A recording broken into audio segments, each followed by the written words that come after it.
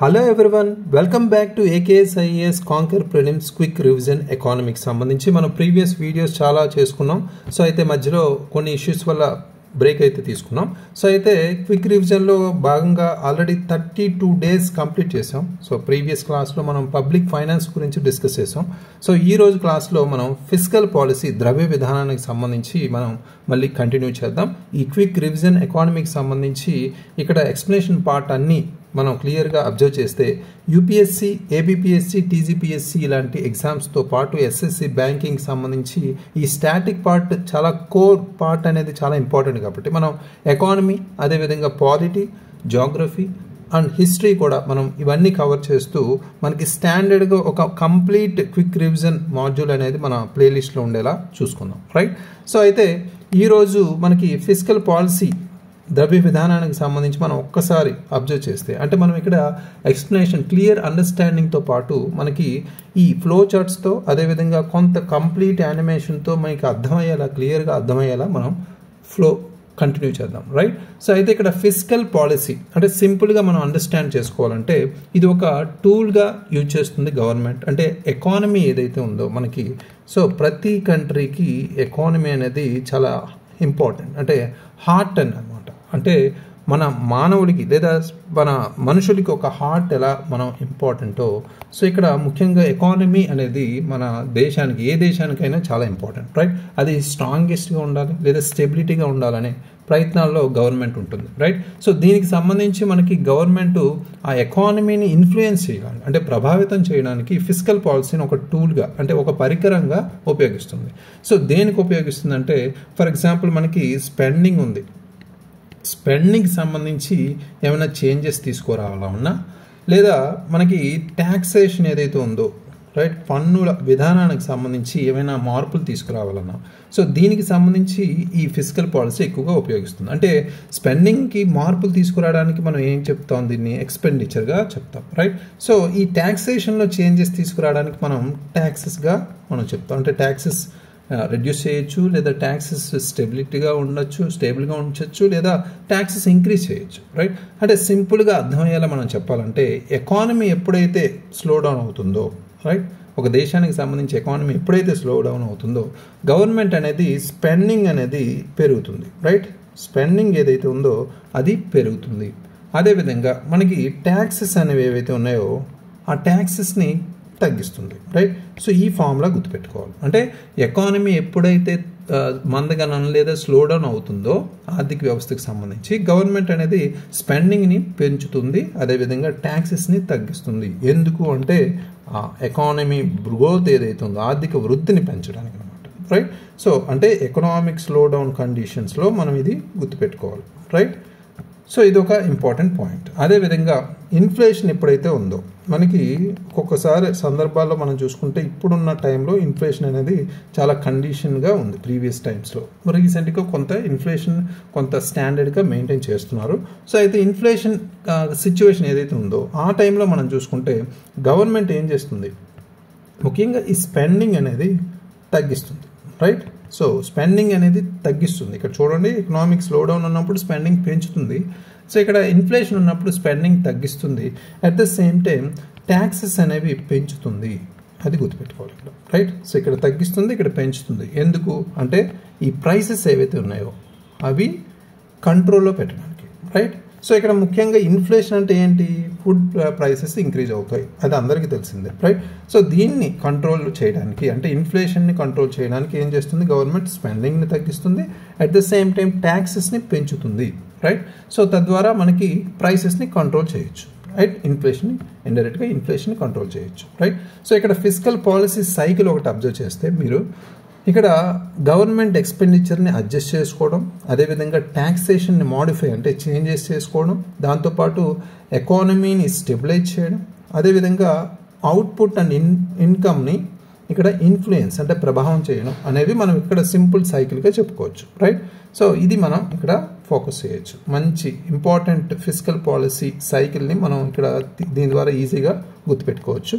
Next మీరు observe చేస్తే అసలు ఫిస్కల్ పాలసీ అవసరం ఏంటి, అనేది ఇక్కడ మనం అర్థం చేసుకోవాలి. అంటే ఫిజికల్ పాలసీ ఇంపార్టెంట్ ఏంటి అంటే ఇక్కడ ఆబ్జెక్టివ్స్ అనేవి మనకి చాలా ఇంపార్టెంట్. మీరు ఏ కాన్సెప్ట్ తీసుకున్నా, ఏ పాలసీ తీసుకున్నా, ఏ లా తీసుకున్నా, ఏ స్కీమ్ తీసుకున్నా దానికి ఫస్ట్ ఎయిమ్ ఏంటి, ఆబ్జెక్టివ్స్ ఏంటి అని చూస్తాం, రైట్.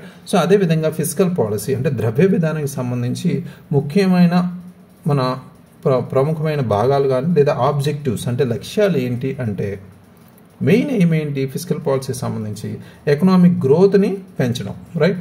సో అంటే ఇక్కడ గవర్నమెంట్ అనేది స్పెండింగ్ని పెంచుతుంది ఆటోమేటిక్గా, రైట్. అంటే ఎకనామిక్ గ్రోత్ని మనం పెంచాలంటే కంపల్సరీ గవర్నమెంట్ స్పెండింగ్ని పెంచాలి. ఇందులో ఫర్ ఎగ్జాంపుల్ ఇన్ఫ్రాస్ట్రక్చర్ సంబంధించి కావచ్చు, లేదా రోడ్స్ కావచ్చు, రైల్వేస్ కావచ్చు, రైట్, లేదా పబ్లిక్ సర్వీసెస్ కావచ్చు, ఇలాంటి వాటికి సంబంధించి పెంచుతుంది. ఎందుకు అంటే ఇక్కడ ఎంప్లాయ్మెంట్ జనరేట్ చేయడానికి ఒక అంశం చెప్పచ్చు, రైట్. ఎంప్లాయ్మెంట్ జనరేట్ చేయడానికి, అదేవిధంగా ఇన్కమ్ని పెంచడానికి. అంటే ఎంప్లాయ్మెంట్ జనరేట్ చేయడం, అదేవిధంగా ఇన్కమ్ని ప్రజల యొక్క ఇన్కమ్ని పెంచడం కూడా మనకి ఇక్కడ ముఖ్యమైన ఉద్దేశం, రైట్. సో ఫిజికల్ పాలసీని అదొక ఇంపార్టెంట్ ఆబ్జెక్టివ్గా మనం చెప్పుకోవచ్చు. ఫర్ ఎగ్జాంపుల్ దీనికి అంటే ఎకనామిక్ గ్రోత్ రిలేటెడ్గా, ఇన్ఫ్రాస్ట్రక్చర్ రిలేటెడ్గా మనం బెస్ట్ ఎగ్జాంపుల్ తీసుకోవాలంటే ఇక్కడ పిఎం గతిశక్తి అనేది అందరికీ తెలిసిందే, రైట్. పిఎం గతిశక్తి యోజన. సో ఈ పథకం దేనికి సంబంధించి ఇన్ఫ్రాస్ట్రక్చర్ డెవలప్మెంట్ అంటే మౌలిక సదుపాయాల అభివృద్ధికి సంబంధించి తీసుకున్నారు, రైట్. ఎగ్జాక్ట్గా దీని ద్వారా మనం ఎంప్లాయ్మెంట్ పెంచుతున్నాం, ఇన్కమ్ కూడా పెంచుతున్నాం అని చెప్పొచ్చు, క్లియర్, రైట్. సో అయితే నెక్స్ట్ కంట్రోల్ ఇన్ఫ్లేషన్, ఇది ఒక ఆబ్జెక్టివ్గా చెప్పుకోవచ్చు కదా. ఇన్ఫ్లేషన్ అనేది ఎప్పుడైతే పెరుగుతుందో అంటే ఇన్ఫ్లేషన్ ఎప్పుడైతే ఎక్కువగా ఉందో అప్పుడు ఏం చేస్తుంది గవర్నమెంట్, ఆటోమేటిక్గా గవర్నమెంట్ స్పెండింగ్ అంటే దాని యొక్క ఖర్చు తగ్గిస్తుంది, రైట్. అదేవిధంగా ట్యాక్సెస్ని ఇంక్రీజ్ చేస్తుంది అని చెప్పుకున్నాం, రైట్. సో ఎందుకు, టు రెడ్యూస్ డిమాండ్. మనకి ఏదైతే ఇన్ఫ్లేషన్ వచ్చినప్పుడు డిమాండ్ ఏదైతే ఉందో ఈ స్పెండింగ్ని తగ్గించడం, ట్యాక్సెస్ని పెంచడం ద్వారా డిమాండ్ని తగ్గిస్తుంది, రైట్. సో ఇది కొంత గుర్తుపెట్టుకోవాలి, రైట్. సో ఇక్కడ పర్ఫెక్ట్ ఎగ్జాంపుల్ ఏంటి అంటే ఇక్కడ ట్యాక్సెస్ అనేవి ఎక్కువగా మనం చూసుకుంటే లగ్జరీ గూడ్స్ ఏవైతే ఉన్నాయో వాటి మీద పెంచుతూ ఉంటుంది. అంటే గవర్నమెంట్ అనేది ఈ ట్యాక్సెస్ లగ్జరీ గూడ్స్ మీద ఉన్నవి పెంచుతూ ఉంటుంది. తద్వారా మనం ఇన్ఫ్లేషన్ అనేది కంట్రోల్లో చేయొచ్చు, రైట్. సో ఇది కూడా important objective. Next ensure equal distribution of resources అనేది కూడా మనకి ఇక్కడ ఇంపార్టెంట్. అంటే సమాన పంపిణీ, అంటే మనకి ఏదైతే వనరులు ఉన్నాయో అవి సమాన పంపిణీగా మనం చెప్పుకోవచ్చు. అయితే గవర్నమెంట్ అనేది ఎప్పుడైతే ఫర్ ఎగ్జాంపుల్ హెల్త్ ఆరోగ్యం మీద కావచ్చు, లేదా ఎడ్యుకేషన్ విద్య మీద కావచ్చు, లేదా పవర్టీ ఇరాడికేషన్ అంటే పేదరిక నిర్మూలన మీద కావచ్చు, ఇలాంటి ప్రోగ్రామ్స్ మీద ఎప్పుడైతే గవర్నమెంట్ స్పెండ్ చేస్తుందో మనీ, అది మనం ఈక్వల్ డిస్ట్రిబ్యూషన్ ఆఫ్ రిసోర్సెస్గా చెప్పుకోవచ్చు. ఫర్ ఎగ్జాంపుల్ దీనికి మనకి చాలా స్కీమ్స్ ఉన్నాయి. పిఎం జన్ ధన్ యోజన కావచ్చు, అదేవిధంగా పిఎం ఆవాస్ యోజన కావచ్చు, రైట్. సో ఇలాంటివి మనకి చాలా ఇంపార్టెంట్. అంటే ఇది కూడా మనకి ఒక ఫిజికల్ పాలసీ ఆబ్జెక్టివ్గా మనం చెప్పుకోవచ్చు. Equal distribution, ensure equal distribution of resources especially, right. So next మనకి ఫోర్త్ ఇంపార్టెంట్ ఆబ్జెక్టివ్ ఏంటంటే కంట్రోల్ ఎక్స్పెండిచర్. మనకి అన్ఎకనామికల్ ఎక్స్పెండిచర్ అనేది ఉంటుంది, రైట్.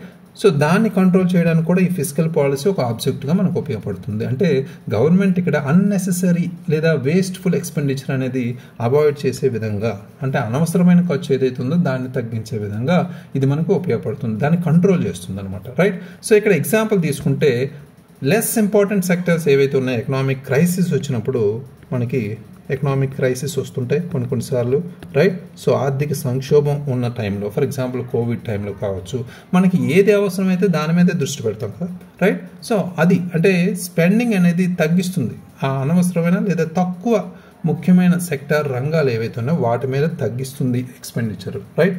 సో అది మనం కంట్రోల్ ఎక్స్పెండిచర్ అంటే ఈ ఫిజికల్ పాలసీ ఆబ్జెక్టివే మెయిన్, అది అనవసరమైన ఖర్చును ఆ సందర్భాల్లో ఆ సిచ్యువేషన్లో మనం తగ్గించడం, రైట్. సో నెక్స్ట్ ఇంపార్టెంట్గా మనం ఆబ్జెక్టివ్స్ తర్వాత చూసే విభాగం ఏంటంటే ఈ పర్టికులర్ టాపిక్లో ముఖ్యంగా ఇక్కడ టైప్స్ అన్నమాట. ముఖ్యంగా ఫిజికల్ పాలసీ సంబంధించి కొన్ని రకాల టైప్స్ ఉన్నాయి. మనకి సింపుల్గా అర్థం చేసుకోవాలంటే ఇక్కడ మనకి న్యూట్రల్ వేలో మనం మాట్లాడుకుంటే ముఖ్యంగా హై అండ్ లో లెవెల్లో మనం ఫస్ట్ చెప్తాం. ఎక్స్పాన్షనరీ పాలసీ అని ఉంది, రైట్. సో కాంట్రాక్షనరీ పాలసీ అనేది మనకి రెండు చెప్పుకోవచ్చు. ఈ రెండింటి మధ్యలో మనకి న్యూట్రల్ ఫిస్కల్ పాలసీ అనేది ఉంది, రైట్. సో న్యూట్రల్ అంటే సమానంగా, రైట్. సో ఈ పర్టికులర్గా మనం ఈ balancing economic growth and inflation అనేది మేజర్ ఫోకస్ ఏరియాగా చూసుకుంటే ఈ ఫిస్కల్ పాలసీని 3 టైప్స్గా మనం డివైడ్ చేయొచ్చు అనేది ఇక్కడ మనం చెప్తున్నాం, right. So expansionary fiscal policy అంటే ఏంటి అనేది ఇక్కడ మనం చూడాలి. అంటే ఏంటిది, ఒక ఎకానమీ ఎప్పుడైతే స్లో ఉందో గవర్నమెంట్, ఇందాక చెప్పుకున్నాం, ఎకానమీ ఎప్పుడైతే స్లో ఉందో గవర్నమెంట్ ఏం చేస్తుంది, గవర్నమెంట్ స్పెండింగ్ అనేది పెంచుతుంది, రైట్. అదేవిధంగా ట్యాక్సెస్ను కూడా తగ్గిస్తుంది, రైట్. సో ప్రీవియస్గా చూసాం, ఎందుకు, ఇది డిమాండ్ ఏదైతే ఉందో ఆ డిమాండ్ని పెంచడం కోసం అనేది మనం చెప్పుకున్నాం, రైట్. సో డిమాండ్ని పెంచడం కోసం అనేది మనకి మేజర్గా ఇంపార్టెంట్, రైట్.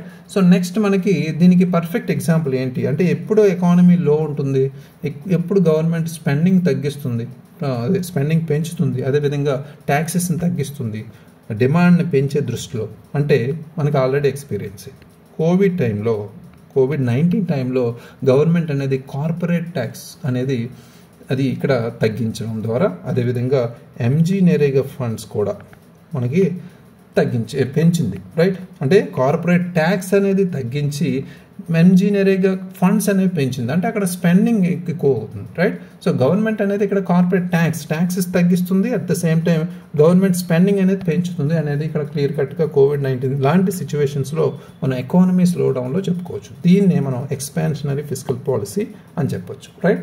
సో నెక్స్ట్ మనకి కాంట్రాక్షనరీ ఫిస్కల్ పాలసీ అంటే ఏంటి, ఇక్కడ ఒకసారి మనకి సిచ్యువేషన్ ఇన్ఫ్లేషన్ అనేది రావచ్చు. ఇన్ఫ్లేషన్ ఎక్కువ ఉన్నప్పుడు గవర్నమెంట్ ఏం చెప్తుంది అనుకున్నాం ఇందాక, గవర్నమెంట్ అనేది తక్కువ ఖర్చు పెడుతుంది, అంటే డిక్రీజ్డ్ గవర్నమెంట్ స్పెండింగ్, అదేవిధంగా ట్యాక్సెస్ని పెంచుతుంది, రైట్. సో ఎందుకు, ఈ డిమాండ్ ఏదైతే ఉందో ఆ డిమాండ్ని కంట్రోల్ చేయడానికి అనేది ఇక్కడ క్లియర్ కట్గా అర్థం. ఫర్ ఎగ్జాంపుల్ మనకి ప్రీవియస్ ఇయర్స్లో చూసుకుంటే 2010లో ఆర్బీఐ అనేది ఈ ట్యాక్సెస్ అనేది లగ్జరీ గూడ్స్కి సంబంధించి పెంచింది, ఎందుకు అంటే ఇక్కడ ఇన్ఫ్లేషన్ని కంట్రోల్ చేయడానికి, రైట్. సో ఇన్ఫ్లేషన్ని ట్రాకిల్ చేయడానికి, రైట్. సో ఈ రెండు మనకి అప్ అండ్ డౌన్స్గా మనం చూడవచ్చు, ఎక్స్పాన్షనరీ పాలసీ అండ్ కాంట్రాక్షనరీ పాలసీ. ఈ రెండింటిని బ్యాలెన్స్ చేసేదే న్యూట్రల్ ఫిస్కల్ పాలసీగా చెప్పుకోవచ్చు. ఎప్పుడైతే గవర్నమెంట్ అనేది స్పెండింగ్లోను ట్యాక్సెస్లోను ఎలాంటి మార్పు చేయదో, అంటే ఇక్కడ ఖర్చు కావచ్చు, అదేవిధంగా పన్నులు కావచ్చు, ఎలాంటి మార్పు చేయకుండా స్టేబుల్గా ఉంచుతుందో అన్చేంజ్డ్ అంటాం, రైట్. సో అప్పుడు ఏం చేస్తుంది, మార్కెట్ ఫోర్సెస్ ఏవైతున్నాయో వాటిని ఆపరేట్ చేసే విధంగా పర్మిషన్ ఇస్తుంది అని చెప్పుకోవచ్చు. ఫర్ ఎగ్జాంపుల్ ఎప్పుడైతే ఎకానమీ స్టేబుల్గా ఉందో ఎటువంటి చేంజెస్ ఉండవు, స్పెండింగ్లో చేంజెస్ ఉండవు, ట్యాక్సేషన్లో చేంజెస్ ఉండవు, రైట్. సో స్టేబుల్గా ఉంటుంది, న్యూట్రల్గా ఉంటుంది, రైట్. సో ఇలా జరిగిన ప్రాబ్లమే అని చెప్పుకుంటాం. న్యూట్రల్గా మనం సిచ్యువేషన్ని ట్యాకిల్ చేసే విధానం అనేది మనకి ఇంపార్టెంట్, రైట్. సో ఇవి మనకి ఇంపార్టెంట్గా fiscal policy types, expansionary policy, contractionary policy and neutral fiscal పాలసీగా మనం చెప్పుకోవచ్చు. నెక్స్ట్ మనకి ఇంపార్టెంట్గా మనం చూసుకుంటే components of government fiscal policy. Different components అయితే ఉన్నాయి, 2 డిఫరెంట్ కాంపోనెంట్స్. అందులో గవర్నమెంట్ రెవెన్యూ కాంపోనెంట్గా మనం చెప్పుకోవచ్చు, అంటే గవర్నమెంట్ రెవెన్యూ అంటే గవర్నమెంట్ ఇన్కమ్గా మనం తీసుకోవచ్చు, రైట్. సో ఇందులో మనం చూసుకుంటే గవర్నమెంట్ రెవెన్యూకి సంబంధించి మనకి బ్రాడ్గా చూసుకుంటే, అంటే గవర్నమెంట్ రెవెన్యూలో చాలా కేటగిరీస్ ఉంటాయి, రైట్. బ్రాడర్గా మనం ఇక్కడ అర్థం చేసుకుంటే మనీ కలెక్ట్ చేసుకుంటూ గవర్నమెంట్ ఎక్కడి నుంచి కలెక్ట్ చేస్తుంది, అంటే గవర్నమెంట్ ఇన్కమ్ అనేది ఎక్కడి నుంచి వస్తుంది అనేది మనం క్లియర్ కట్గా ఫోకస్గా బ్రాడర్గా మనం చూసుకుంటే, సో ట్యాక్సెస్ నుంచి కావచ్చు, లేదా నాన్ ట్యాక్సెస్ రెవెన్యూ కావచ్చు, లేదా బారోయింగ్స్ కావచ్చు, వీటి పరంగా మనం చూడొచ్చు, రైట్. ఫర్ ఎగ్జాంపుల్ ఇక్కడ మీరు అర్థం చేసుకుంటే ట్యాక్సెస్ ఉన్నాయి. ట్యాక్సెస్ ఎలా వస్తాయి గవర్నమెంట్కి, ఇన్కమ్ ట్యాక్స్ కావచ్చు, జిఎస్టీ కావచ్చు, కార్పొరేట్ ట్యాక్సెస్ కావచ్చు. వీటి ద్వారా ట్యాక్సెస్ నుంచి వచ్చే ఇన్కమ్ కలెక్ట్ చేసుకుంటుంది గవర్నమెంట్, అదొక గవర్నమెంట్ రెవెన్యూగా చెప్పుకోవచ్చు. అదేవిధంగా non tax revenue, income from asset sales, dividends, fines లాంటివి కూడా మనకి ఇక్కడ నాన్ ట్యాక్స్ రెవెన్యూగా ఇంక్లూడ్ అవుతాయి, అది కూడా గవర్నమెంట్ ఇన్కమ్గా మనం చెప్పుకోవచ్చు. అంటే ఫర్ ఎగ్జాంపుల్ గవర్నమెంట్ అసెట్స్ అనేవి సేల్ చేస్తుంది, లేదా పిఎస్యూస్ కావచ్చు, రైట్. సో ఫైన్స్ కావచ్చు, ఫీజ్ కావచ్చు, పబ్లిక్ సెక్టర్ అండర్స్టాండింగ్ నుంచి డివిడెండ్స్ కావచ్చు, ఇవన్నీ మనకి నాన్ ట్యాక్స్ రెవెన్యూగా ఇన్కమ్ జనరేట్ చేస్తాయి. నెక్స్ట్ మనకి బారోయింగ్స్ వచ్చేసరికి మనీ అనేది గవర్నమెంట్ అనేది బాండ్స్ ద్వారా, లోన్స్ ద్వారా బారో చేస్తూ ఉంటుంది, అప్పు తీసుకుంటుంటుంది, రైట్. సో వీటిని కూడా మనం ఇక్కడ గవర్నమెంట్ రెవెన్యూగా మనం తీసుకుంటాం, రైట్. సో ఈ కాంపోనెంట్స్ అనేవి చాలా ఇంపార్టెంట్ ఈ ఫిజికల్ పాలసీ రిలేటెడ్గా, రైట్. సో నెక్స్ట్ మనకి ఈ కాంపోనెంట్స్ ఆఫ్ ఫిజికల్ పాలసీలో ఫస్ట్ పార్ట్ ఇదైతే, నెక్స్ట్ కాంపోనెంట్ మనకి గవర్నమెంట్ స్పెండింగ్ అనేది మనం చెప్పొచ్చు. గవర్నమెంట్ స్పెండింగ్ అంటే ఏంటి, ఇక్కడ ఎక్స్పెండిచర్. నెక్స్ట్ ఇందాక చూసుకున్న first part government revenue, right. Second part ఇది, రైట్.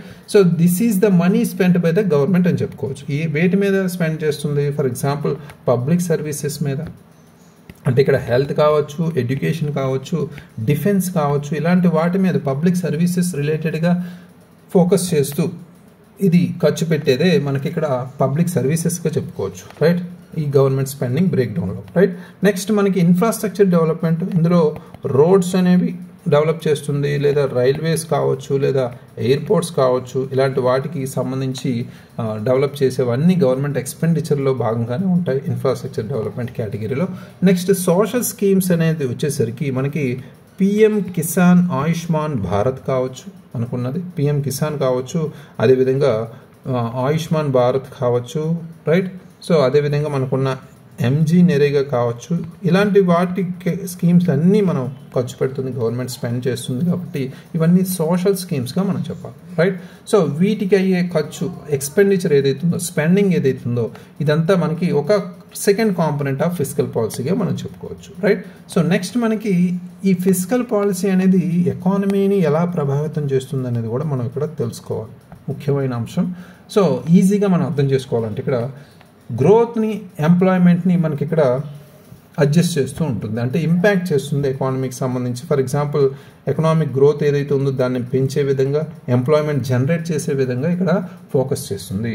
అంటే గవర్నమెంట్ అనేది, ఎందుకంటే గవర్నమెంట్ అనేది స్పెండింగ్ అనేది పెంచుతుంది. ఎప్పుడైతే ఎకానమీ డౌన్గా ఉందో అప్పుడు గవర్నమెంట్ స్పెండింగ్ పెంచుతుంది, వేటి మీద, ఇన్ఫ్రాస్ట్రక్చర్ కావచ్చు, హెల్త్ కావచ్చు, ఎడ్యుకేషన్ కావచ్చు, ఇలాంటి వాటి మీద పెంచుతూ తద్వారా ఎంప్లాయ్మెంట్ అంటే జాబ్స్ అనేవి ఇంక్రీజ్ చేస్తుంది, తద్వారా పీపుల్స్ ఇన్కమ్ కూడా పెంచుతుంది, రైట్. సో ఇది ఒక కేటగిరీ.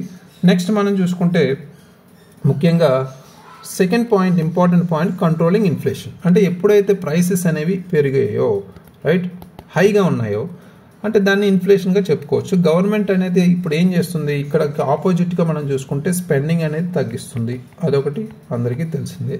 గవర్నమెంట్ స్పెండింగ్ అనేది తగ్గిస్తుంది, బట్ ట్యాక్సెస్ అనేవి పెంచుతుంది, రైట్. ట్యాక్సెస్ అనేవి కార్పొరేట్ ట్యాక్సెస్ లాంటివి, లగ్జరీ గూడ్స్ లాంటి వాటి మీద ట్యాక్సెస్ పెంచుతుంది, రైట్. సో తద్వారా డిమాండ్ని తగ్గిస్తుంది. సో ఎకానమీలో అది మనకి కంట్రోల్స్, ప్రైసెస్ని కంట్రోల్ చేయడానికి ఉపయోగపడుతుంది అని చెప్పుకోవచ్చు. ఫర్ ఎగ్జాంపుల్ మనకి ఇందాక చెప్పినట్టు 2010లో లగ్జరీ ఐటమ్స్ మీద ట్యాక్సెస్ అనేవి ఇంపోజ్ చేశారు, ఎక్కువ ఇంపోజ్ చేశారు, తద్వారా కంట్రోల్ చేశారు ఇన్ఫ్లేషన్, రైట్.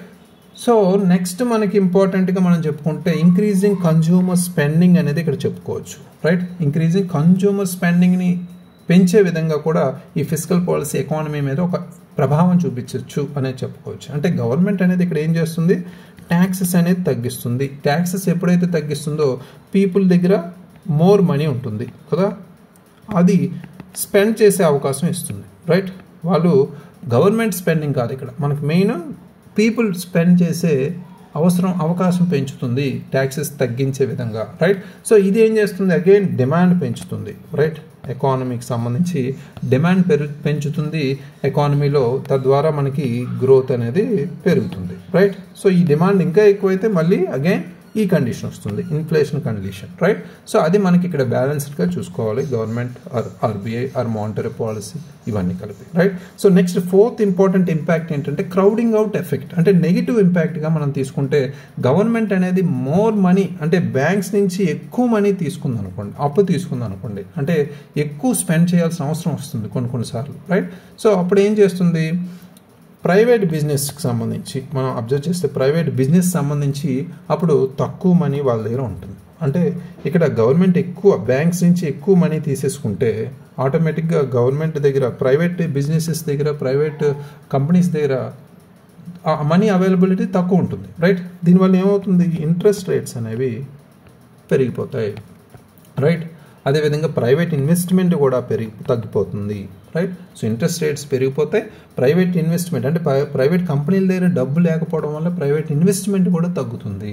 అంటే ఇక్కడ గవర్నమెంట్ అనేది ఇన్ఫ్రాస్ట్రక్చర్ కోసం లేదా కొన్ని పర్టికులర్ ప్రాజెక్ట్స్ కోసం లోన్స్ అనేవి ఎక్కువ తీసుకోవడం ద్వారా ఇక్కడ ఆ స్ట్రగుల్ ఎవరి మీద పడుతుంది, స్మాల్ బిజినెసెస్ మీద పడుతుంది, రైట్. వాళ్ళు లోన్ తీసుకునే అవకాశం ఉండదు అనేది ఇక్కడ మనం గమనించాలి, రైట్.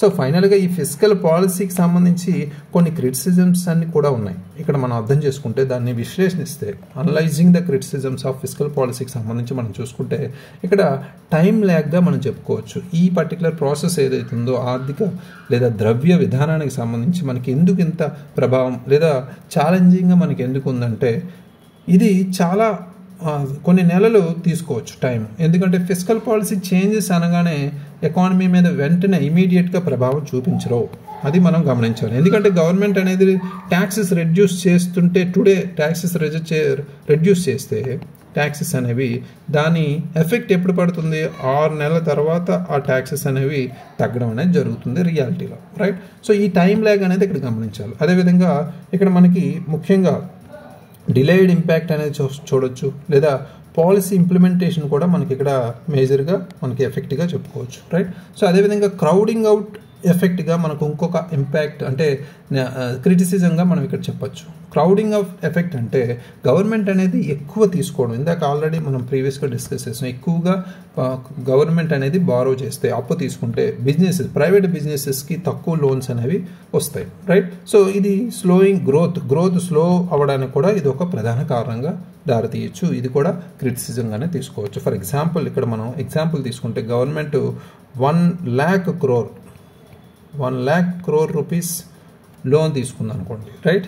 సో బ్యాంక్స్ అనేవి ఈ ఆటోమేటిక్గా బ్యాంక్స్ నుంచి తీసుకున్న అమౌంట్లో ఆల్మోస్ట్ 1,00,000 crore తీసేసుకుంటే ఇంకా బ్యాంక్స్ దగ్గర చాలా తక్కువ ఉంటుంది, right. Less money for businesses, especially private businesses ఎవరైతే ఉన్నారో కంపెనీస్ వాళ్ళకి లోన్స్ తీసుకోవడానికి చాలా తక్కువ అందుబాటులో ఉంటుంది బ్యాంక్స్ దగ్గర, రైట్. సో ఇది ఒక క్రౌడింగ్ అవుట్ ఎఫెక్ట్గా మనం చెప్పుకోవచ్చు, right. So next high borrowing cost అనేది కూడా మనకి ఇక్కడ ఇంకొక ఇంపాక్ట్గా చెప్పుకోవచ్చు. ఎప్పుడైతే గవర్నమెంట్ స్పెండింగ్ చాలా ఎక్కువ ఉందో అంటే ఎక్సెసివ్ స్పెండింగ్గా మనం చెప్పుకోవచ్చు, రైట్.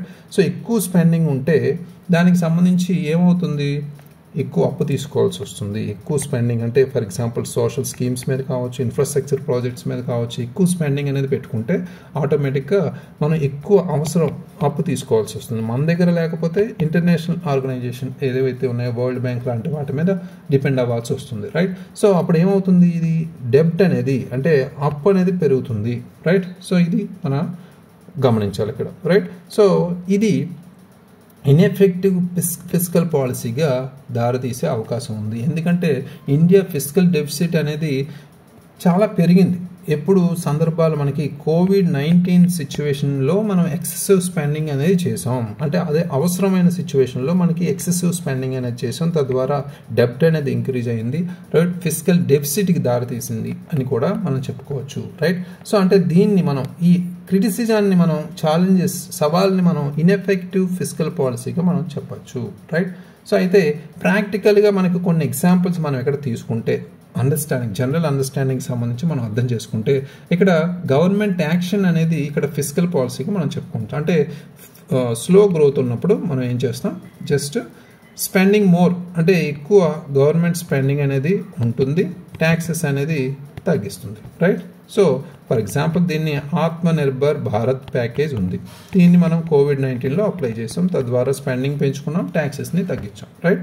సో అదొక కండిషన్, రైట్. సో నెక్స్ట్ మనకి హై ఇన్ఫ్లేషన్ సిచ్యువేషన్స్లో మనం ఏం చేసాం, హై ఇన్ఫ్లేషన్ టైంలో స్పెండింగ్ని తగ్గించాం, రైట్. జస్ట్ ఇది రివిజన్ పరంగా మనం చెప్పుకోవచ్చు. జస్ట్ రీక్యాప్ మన ఇప్పుడు ఉన్న టాపిక్కి స్పెండింగ్ తగ్గించి ట్యాక్సెస్ అనేవి పెంచుతున్నాం, రైట్. టు రెడ్యూస్ డిమాండ్ని రెడ్యూస్ చేయడానికి ఎప్పుడైతే హై ఇన్ఫ్లేషన్ ఉందో, రైట్, ప్రైస్ రైజింగ్లో ఉందో, రైట్. సో తద్వారా మనకి ఫర్ ఎగ్జాంపుల్ మనం చూసుకుంటే 2010లో లేదా రీసెంట్గా మనం చూసుకుంటే కొన్ని లగ్జరీ ఐటమ్స్లో మనకి ఈ ట్యాక్స్ అనేది పెంచుకున్నాం, రైట్.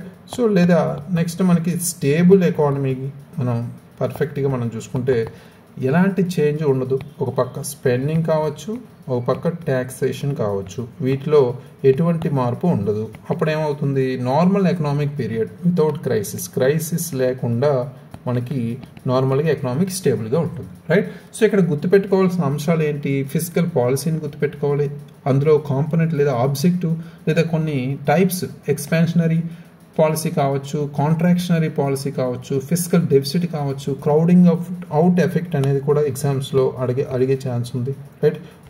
హై బారోయింగ్ కాస్ట్ అనేవి, ఈ టైం ల్యాగ్ అనేవి కాకుండా ఇలాంటి టర్మ్స్ అనేవి ఎగ్జామ్స్లో కంపల్సరీ అడుగుతారు. అదేవిధంగా మనకి కొన్ని కాంపోనెంట్స్ ఉన్నాయి, సో వాటిని కూడా మనం ఫోకస్ చేయాలి. అట్ ద సేమ్ టైం మనకు ఉన్న ఈ డిఫరెన్స్ అంటే expansionary policy, contractionary policy and neutral physical policy, ఇలాంటి టైప్స్ కూడా ఎగ్జామ్స్లో అడిగే అవకాశం ఉంది. Whether it is prelims or mains, మనం ఫోకస్ చేయాలి స్టాటిక్ కాన్సెప్ట్స్, రైట్. సో దీన్ని రివైజ్ చేయండి. సో ఈ కాన్సెప్ట్ నుంచి మనకి ఇంపార్టెంట్ ఎక్స్పెక్టేషన్ క్వశ్చన్ అంటే మోస్ట్ ఎక్స్పెక్టెడ్ క్వశ్చన్స్ అనేవి కూడా డిస్కస్ చేద్దాం నెక్స్ట్ క్లాస్లో. Thank you very much, all the very best.